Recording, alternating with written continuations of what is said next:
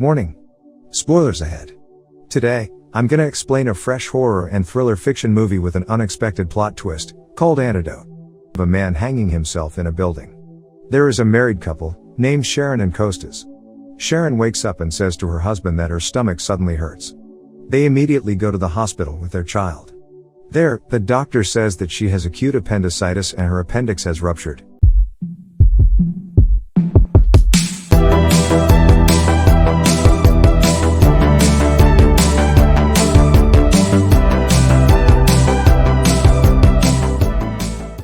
The doctor also schedules an emergency operation to be performed on that day. When the operation is about to start, she is seen in a different place with her hands tied to the bed. After that, a doctor named Aaron Hellenbach comes to the room and straightaway opens the handcuffs. Then she inquires about her whereabouts now, and the doctor informs her that she has complications with her surgery, causing her to experience anxiety. He says that he will give some medicines to treat her illness and then leaves her alone. She sees that her surgical scar on her stomach has suddenly healed. The doctor comes back to her room and Sharon asks him why the surgical scar on her stomach is healed so quickly. He says that they have an unusual treatment method in this place. When he gives the medicine, Sharon refuses it and runs out of the room. Outside, she finds another doctor and wants to borrow the doctor's phone for a call, but the doctor wants to arrest her instead. In the end, she decides to enter another room that has another patient in it. As she asks for the exit, the patient states that she must be new to this place. Finally, the doctor is able to catch her and gives her a sedative. Back in Sharon's room, she tells Aaron that her family will look for her, but then he replies that no one will look for her. Then the doctor locks her in the room and then she sees a patient whose eyes were gouged out. Later, she hears a knock from someone in the next room. She receives a message through a hole in the wall from someone named Everett. She replies to the message by asking what kind of hospital they are currently living in, and she is shocked to get the answer that it isn't a hospital. Shortly after, she hears Everett screaming for help and Aaron suddenly re-enters her room and asks her about the past that she deeply regrets. She lies saying that she has nothing to regret, but the doctor tells her not to lie. He also finds the conversation between her and Everett. He then invites her to check her vital signs. In the hallway, he informs her that she is allowed to socialize with other patients, except hanging around the place. In another room, she meets Cassandra, then a former criminal, Lester, a sociopath Rezone, and finally a lawyer, Everett, the man next to her room. Sharon asks Everett what happened last night and then he tells her that the doctors cut his tongue, but after a while, it grew back to normal. Cassandra also adds that this place is a trial ground, where she was just burned alive. A few moments later, the alarm sounded and they immediately return to their respective rooms. The scene then moves to Sharon's past as she stares at a grave. Later, she sees a patient being taken by the doctors forcibly and Everett swiftly comes into her room. He tells her that they are some kind of guinea pigs for a program, and Aaron tells him that they can get out of the place at most 3 months from now. The patient who had been brought by the doctor has returned and out of curiosity, she chooses to enter his room. She asks what has been done to him and he tells her that the doctors have castrated him. Aaron goes to his room and injects the recovery serum on him and tells Sharon that the castration he went through was the result of his own behavior earlier. Soon, Sharon desperately persuades Everett to run away from the place, but he refuses and tells her to carry out her treatment at all times. Finally, she decides to go alone and in the hallway, she finds someone who is banging his head against the wall continuously in a room. Unfortunately, Aaron finds her and takes her back to his room. He shows a picture of the man who hanged himself at the beginning of the film. He asks her to explain about that person. It turns out that the man is Nico and he was a piano tuner. According to her statement, they used to be a couple and he died by hanging himself. 10 pounds of drugs were also found on his piano. Aaron says that he tries to help her, but he thinks that she's still not ready with everything.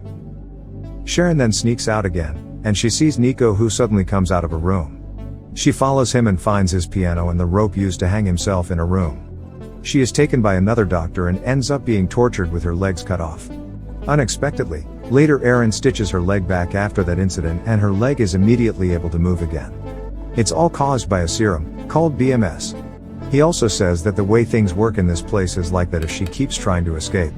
Back to Sharon's past when she met her husband who turned out to be a detective who was investigating her ex's suicide. Then she's approached by Rezone who wants to talk to her, but she decides to leave him alone and goes to Everett's room. She tells him that she met her ex-boyfriend who had died 10 years ago. Everett, who hears about this, is immediately shocked and goes to Aaron's room instantly to make sure when he can get out of the place, even though in this place there are also people who have lived for 10 years. Aaron asks him to meet with the management, but he is brought back by the doctors to have his tongue cut again. In Sharon's past, her husband asked her about the connection between Nico and the drugs found, but she lied that she didn't know anything about it. Later, she follows a staff working in that place and she accidentally sees a door that looks like a garden on the outside. Unfortunately, it is just her hallucination, and in the end, she is found again by Aaron.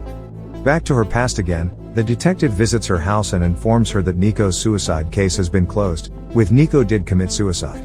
Later on, she visits Cassandra's room and asks her to run away from the place, but then Aaron comes and tells her to go back to her room. She uses the opportunity to intentionally drop herself on Aaron's body and stealthily takes his key. The opportunity gets even better when another doctor informs him that there is a patient having seizures. Sharon shows Cassandra the key she has obtained and they head straight for Aaron's room to look for a map of the place. They disguise themselves as doctors to walk down the hall, but unluckily a doctor is aware of their existence and immediately surrounds them. Cassandra threatens them with a knife but ends up cutting her own throat with the knife, giving Sharon time to escape. Lester quietly follows her from behind. When Lester sneaks to cut her from behind, suddenly Rezone comes for help and takes her away into a safe room. Turns out he saved her because he wants to rape Sharon. Fortunately, she is able to stab him with a knife. She manages to get out and sees her past house with her ex, but then again she only hallucinates and is again tortured by the doctors, hanging herself until her neck is injured. They treat her back until she is recovered. Aaron asks her again about her past, then she says that she was a drug addict, but strangely Aaron still doesn't believe her for the umpteenth time. She goes to Everett's room, knowing that he died in a terrible accident.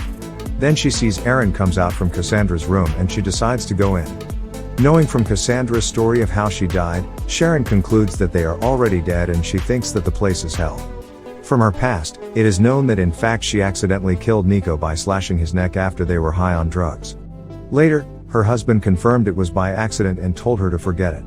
On the other hand, she intentionally made Nico's body look like he commit suicide. Soon, she goes to Aaron's room, showing a book titled Dante's Inferno. The book tells the story of a man named Dante who goes to hell to see sinners being tortured and then healed only to be tormented again. But suddenly, she is brought back by someone who wants to torture her again, and it turns out that person is Nico. Back then, Sharon regrets everything she has done and wants to pay for it by being left to die forever hanging in that room. Nico, who can't bear it, finally decides to release her and leads her to the way out. Aaron appears to block them all of a sudden, but he gets hit by Nico. They arrive at a place between hell and life. As she walks to the end, her pulse at the hospital suddenly throbs. The real doctors are eagerly trying to save her. After that, they see the bridge connecting the two worlds formed by itself. Nico told Sharon to cross the bridge first. However, the bridge suddenly collapsed. Luckily she had time to cross into the light. Nico, who is left behind, is brought back inside by the doctors. In the end, Sharon regains consciousness in the hospital and the doctor informs her that she had just been dead for 15 seconds during the operation.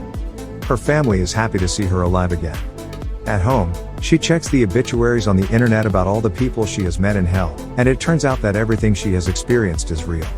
She also gives flowers and places candles on Nico's grave in accordance with her promise to him who had helped freeing herself from the hell. Subscribe to watch more videos like this, turn on notifications, and leave a like to help the channel out. Thank you for watching.